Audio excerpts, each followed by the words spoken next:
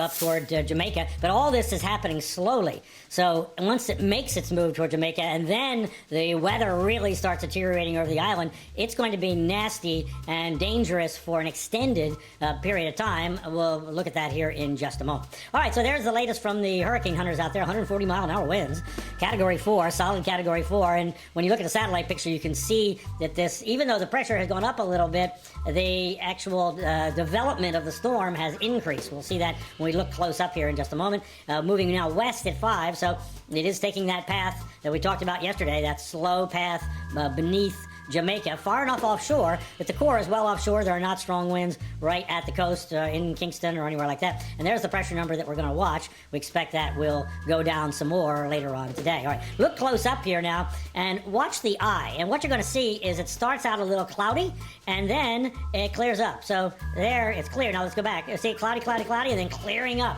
When you see the eye clear up like that, that's a sign that all the mechanics are working in the storm, and it's the air is descending in the eye and pushing the clouds away, and it's just operating kind of all cylinders to be able to do that. And it does that before it ends up getting stronger, becoming a Category 5. So as I said, the right now the core of it down here is offshore, but the idea is this is going to come up and then make kind of a hard right somewhere into the southern coast, and where exactly into the southern coast makes a tremendous difference. So this is the size of the area of strong winds now. Now the yellow means 40 mile an hour plus winds somewhere in this quadrant. So if you divide the storm into quadrants like this, what it's saying is somewhere at that radius you can expect winds to be 40 miles per hour or higher in the yellow area. When we get down to these areas, this one is hurricane force gusts, and then this smaller one here is hurricane force winds. So you can see that the hurricane force winds are still way offshore, but this is just a developing storm. It's not a very big hurricane yet. But this tells you that at the higher elevations, the winds are going to start gusting. Not so much down at the surface, not so much hidden in some of those mountains, but at the higher elevations where they're exposed,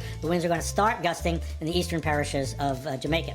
All right, let's go here and look at the cone from the Hurricane Center and what the expectation is. And there you see it. The idea is that by tomorrow morning, and when it says in the morning, it means overnight. So overnight tonight, like 2 a.m. Eastern time nominally in the morning, expected to be a Category 5 and continue that through the day today. That's in the afternoon as it begins its move toward Jamaica. Now, during this time, there's no guarantee it's going to stay at one intensity, because very often you get what's called an eye wall replacement cycle. That may lower the intensity, but that's not really good in some sense, because it also expands the storm. And the bigger the storm is, the more storm surge it makes, and the bigger the area that it affects. And that'll be important here when we look a little farther down here. All right, so there we are. This is tomorrow afternoon nominally in this area, beginning to make its turn to the north. Okay, let's go through the day here, and you see that the expectation is maybe a little weakening, but still an extremely strong Category 4 or 5 hurricane approaching overnight tomorrow night the southern coast of Jamaica. So that's what that Tuesday a.m. means. And that's the Hurricane Center's estimate of what the various sizes would be. So here you can see up here the tropical storm force winds way bigger than the island, much, much bigger than the island. Hurricane force gusts about the size of the island, almost maybe 80% or so covering the island. And this is a hurricane force sustained wind. Now, what's important here is there's the Hurricane Center track for the center of the storm, and their estimate for the hurricane force sustained is just about to the Kingston area.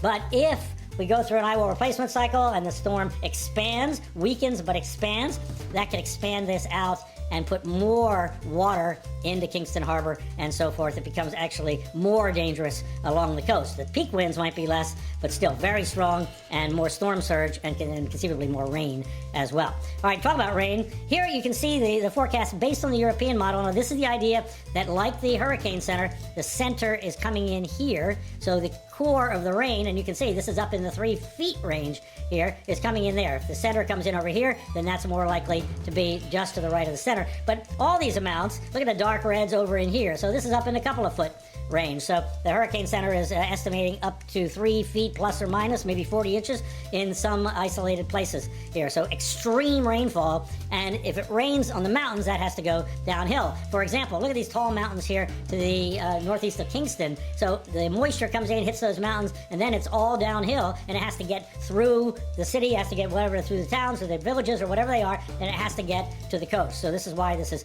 so incredibly dangerous, not to mention mudslides coming down the hill. Let's take a look at the other issue. Now, so we talked about the wind, we talked about the rain, now the storm surge. if the storm makes landfall where the Hurricane Center is saying right here, now you're talking about storm surge on this south coast. Their forecast is for up to 13 feet above normal high tide, but let me add this, somewhere in that area, because it really depends on where the landfall place is. It won't be all the way on that south coast, but if it makes landfall there, that 13 feet is probably right in here. If the landfall is farther over a little bit, within the noise, we don't have that ability to forecast, now you're talking about the worst of it coming into Kingston Harbor here. So a little deviation makes a tremendous difference where that peak storm surge is, and everywhere that's open to the south is going to have more storm surge anyway. So the 13 feet takes into account all of that, up to 13 feet above normal high tide. Not above the normal tide, above the normal high tide. That's how high it could get. And right in Kingston Harbor, I see this causeway out here, that's the Kingston International Airport right there. It's 10 feet above sea level, but sea level is lower than high tide, so it's not, if it's 13 feet, then that's all the way through this airport. Or even if it's 10 feet above normal high tide, that's all the way through this airport. So this is probably going to get cut off here. It's going to get cut off because there's no road. It could be damaged unless they get super lucky and the storm is far enough west that the push of water into Kingston Harbor is not that bad.